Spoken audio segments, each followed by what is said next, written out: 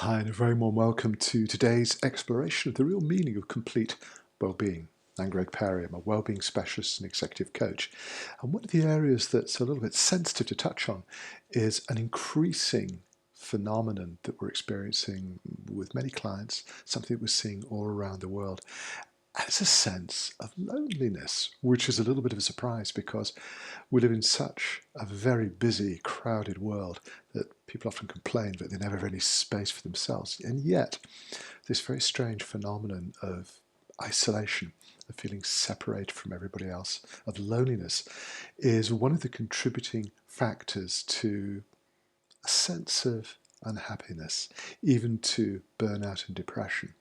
Because as a species, we are highly dependent on our connections with other people. It's how we've evolved as a species. We need to have contact. And one of the problems is that we have, in many ways, lost the art of effective communication. We look around ourselves and we just see all these different people who don't seem to be particularly interested in us, who don't seem to be particularly interested in our welfare, our well-being. And as if we become invisible in a strange sort of way. And that leads to a loss of personal empowerment. I've got a couple of ideas that might be useful for you if you want to address this particular issue in your own life. And it might just surprise you because the ideas are perhaps counterintuitive. If you really want to break the chain of loneliness and separation, you need to go and talk to people, but not talking to them, telling other people whatever you want to say. It's much more productive for you to approach people and ask questions. That's right. And when you ask questions about how they feel, about how their lives are, stop and really focus on what they're saying. Really learn to listen to other people. And then repeat what they tell you. Show them that you've listened, because if you really want to develop stronger connections with the people around you, you need to be a good listener. And once you establish the fact that you have listened and you have demonstrated that you've understood them as a human being, you'll have a much deeper, stronger connection with that person. And that helps you to be able to speak about yourself in the same way that you're able to listen. People tend to gravitate towards you because you will develop that reputation for being an effective communicator.